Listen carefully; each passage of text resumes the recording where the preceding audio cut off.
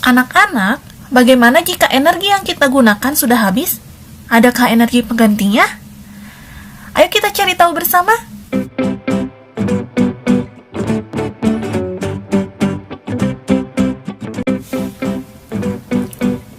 Assalamualaikum warahmatullahi wabarakatuh.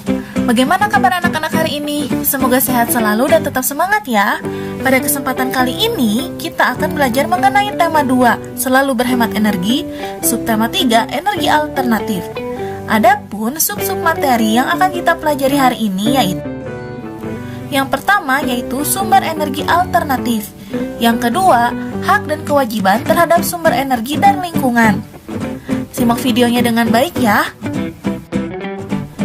Materi yang pertama yaitu sumber energi alternatif. Sumber energi alternatif merupakan sumber energi yang bukan sumber energi tradisional. Sumber energi tradisional adalah bahan bakar fosil seperti batu bara, minyak bumi, dan gas alam. Sedangkan sumber energi alternatif yang dikembangkan saat ini memanfaatkan sumber energi yang tersedia di alam dan tidak akan habis. Seperti contohnya yaitu matahari, angin, air, panas bumi, dan bahan bakar bio. Berikut ini akan Ibu jelaskan beberapa sumber energi alternatif. Sumber energi alternatif yang pertama yaitu matahari. Matahari merupakan sumber energi utama di bumi. Hampir semua energi yang berada di bumi berasal dari matahari.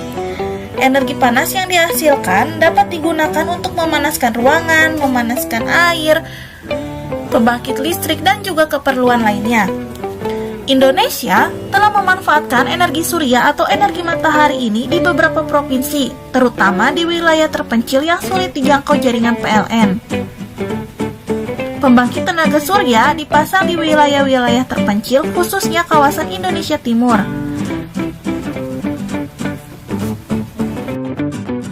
Energi alternatif yang kedua yaitu angin. Angin adalah gerakan udara di permukaan bumi yang terjadi karena tekanan udara. Angin telah dimanfaatkan sejak dulu sebagai sumber energi pada perahu layar, kincir angin, dan pembangkit listrik atau PLTB. Tenaga angin sangat murah dibandingkan dengan tenaga-tenaga yang lainnya.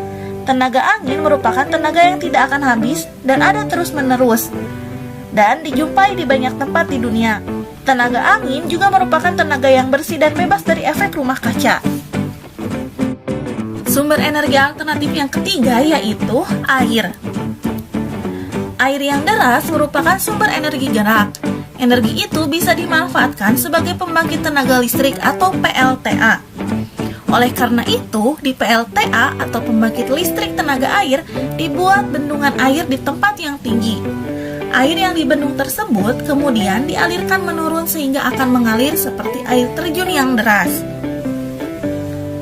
Aliran-aliran air tersebut dapat dimanfaatkan sebagai pemutar turbin yang menggerakkan generator listrik untuk menghasilkan energi listrik. Di Indonesia, penggunaan air sebagai sumber energi sudah digunakan sebagai pembangkit listrik dalam skala besar. Pembangkit listrik tenaga air di Indonesia antara lain PLTA Karangkates dan PLTA Gajah Mungkur. Sumber energi alternatif yang keempat yaitu panas bumi atau geotermal. Panas bumi atau geotermal merupakan energi yang berasal dari panas yang disimpan di bawah permukaan bumi. Pusat bumi terbentuk dari lapisan batuan yang sangat panas. Hal itu menunjukkan bahwa bumi merupakan sumber energi panas yang sangat besar. Energi alternatif selanjutnya yaitu bahan bakar bio.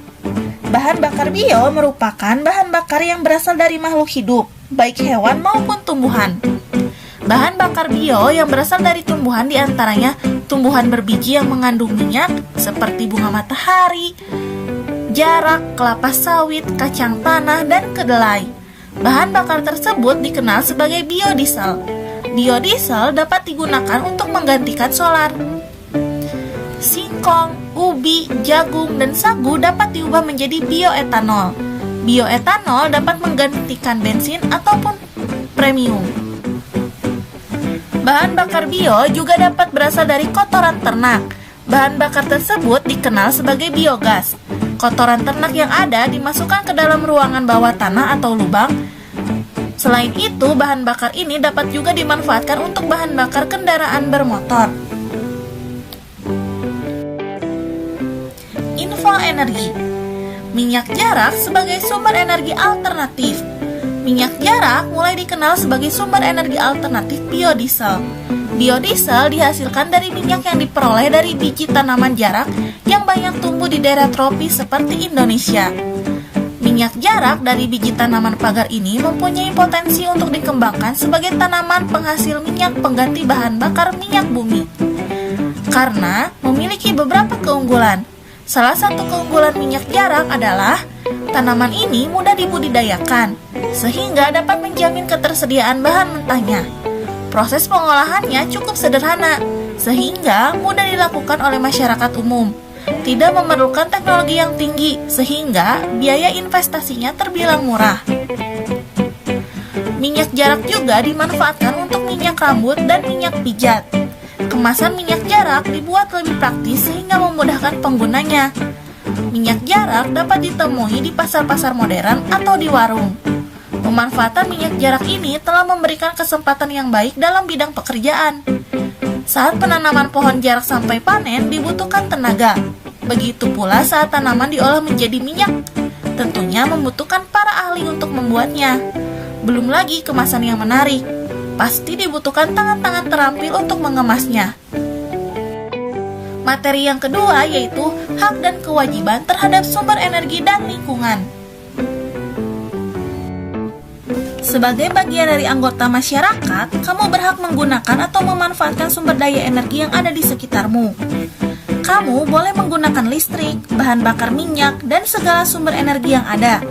Namun, penggunaan sumber energi tersebut harus bijak. Apabila sumber energi tersebut digunakan secara terus-menerus, suatu saat akan habis, karena pembentukannya memerlukan waktu yang sangat lama. Oleh karena itu, pemanfaatan terhadap sumber energi harus dilakukan secara tepat dan hemat agar tidak cepat habis.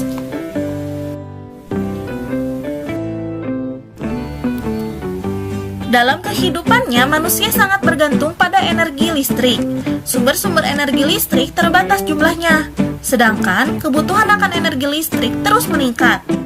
Berikut ini adalah alasan perlunya menghemat energi. Yang pertama yaitu persediaan energi yang terbatas. Kedua, agar cadangan energi tidak cepat habis. Ketiga, supaya bisa digunakan lebih lama dan dapat digunakan oleh generasi berikutnya. Keempat, dapat dimanfaatkan untuk masyarakat yang lebih banyak. Kelima, hemat energi agar bisa lebih irit sehingga biaya hidup lebih murah. Pemakaian yang boros juga bisa membuat cadangan energi cepat habis. Keenam, hemat energi untuk menjaga kelestarian alam.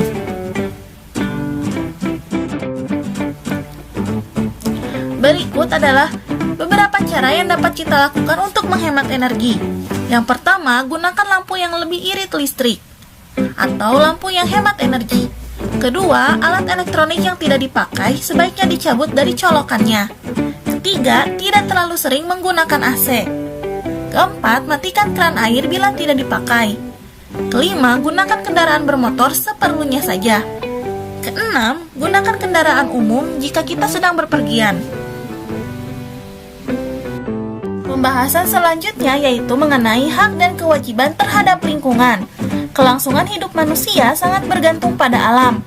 Alam yang menyediakan seluruh kebutuhan manusia. Oleh karena itu, lingkungan perlu dijaga agar tetap lestari sehingga manusia pun dapat memanfaatkannya secara maksimal. Untuk menjadi manusia yang bertanggung jawab, salah satunya ialah dengan melestarikan lingkungan. Tidak hanya mengambil dan menguras kekayaan alam, tetapi juga memelihara dan memperbaharui dengan baik. Jika manusia tidak menjaga kelestarian lingkungan alam, maka lingkungan alam dapat rusak dan menimbulkan kerugian bagi manusia. Berikut ini beberapa kewajiban kita untuk menjaga kelestarian lingkungan. Yang pertama yaitu membersihkan lingkungan dari sampah. Sampah yang berserakan harus dibersihkan agar lingkungan menjadi sehat. Kedua yaitu melakukan reboisasi atau penghijauan. Dengan reboisasi dapat memperbaiki lapisan ozon yang mulai menipis karena pencemaran udara atau polusi. Ketiga, ketiga, mengurangi penyebab polusi dengan menggunakan energi alternatif. Energi alternatif adalah energi yang tidak pernah habis, contohnya air, angin, dan matahari.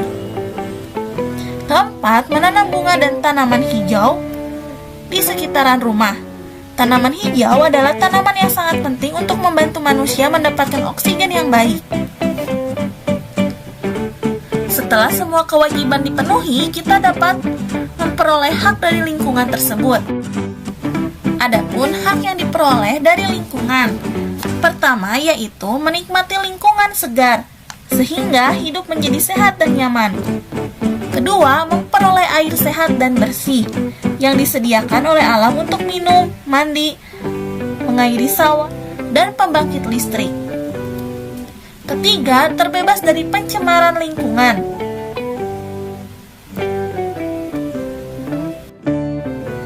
Semoga materi yang Ibu sampaikan pada kali ini dapat bermanfaat bagi kalian semua ya. Sekian materi yang Ibu sampaikan. Nantikan video materi selanjutnya. Mohon maaf bila ada kekurangan atau kekeliruan dalam menyampaikan materi. Jangan lupa untuk like, komen dengan kata-kata yang bijak, share kepada teman-teman kalian agar dapat mendapatkan ilmu yang sama dengan kalian, dan juga subscribe. Terima kasih. Wassalamualaikum warahmatullahi wabarakatuh.